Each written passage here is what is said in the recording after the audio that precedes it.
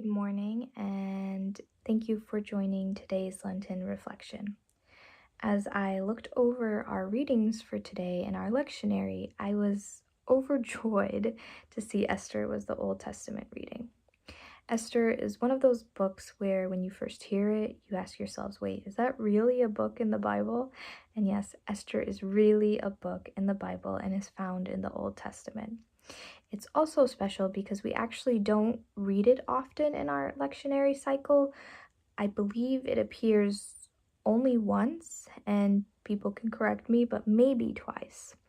Esther is also one of the few books officially attributed to women in our Bible.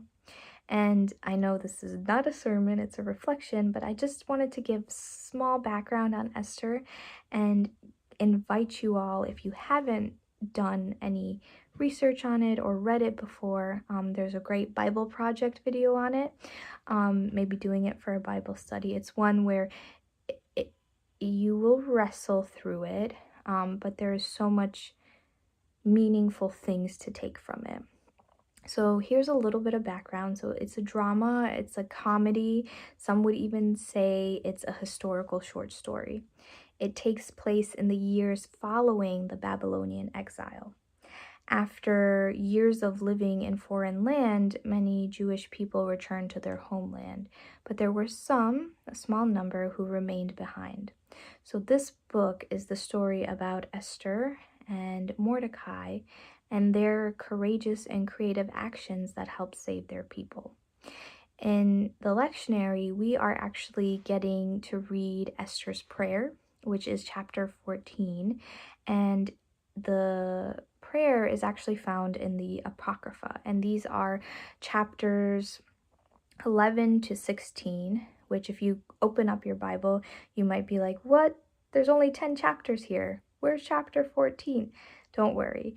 The Apocrypha is a fancy Christian term for books that didn't necessarily make it into the Bible, but were still found really important, so they got their own section. So chapters 11 to 16 of Esther can be found in the Apocrypha, which some Bibles have and some don't, but you can also always find it online, and you can read it on the lectionary page.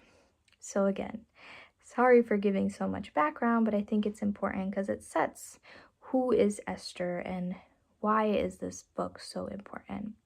As you read through the prayer, which I highly recommend that you do, it's just immediately stands out to you.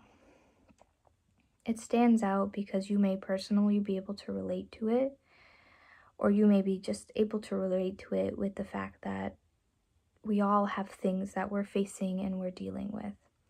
And I think Esther is a perfect book to read during the Lenten season. And I think what we get from Esther, because there's a lot of things you can get, but what we can get from Esther, especially this Lenten season, is taking the time to just check in. Check in with where we are, how we're doing, what's going on in our lives, what's going on in our world. And not only checking in the sense of like, how am I doing physically? How am I doing emotionally? But also taking the time to check in with, how are you doing spiritually? How is your spirit? How is my spirit holding up? How is my faith? And taking the time to reflect on, where is God right now for me? Is God showing up? Or am I feeling distant? And as we feed ourselves as we feed ourselves physically, emotionally, not to forget to feed ourselves spiritually. And I think that is the gift we are getting from Esther today, is the reminder that as we take time to begin to think about what am I going through? What is all this that we have been going through? To allow ourselves to spend time with God, but then also ask, where am I overflowing and where is my cup not overflowing? And as we work to find ways to fill it, not to forget about the spiritual things, and just allow ourselves to really ask ourselves, where is God in my life right now? Do I want to call on the Lord? Have I called on the Lord? And if not, how can I call on the Lord?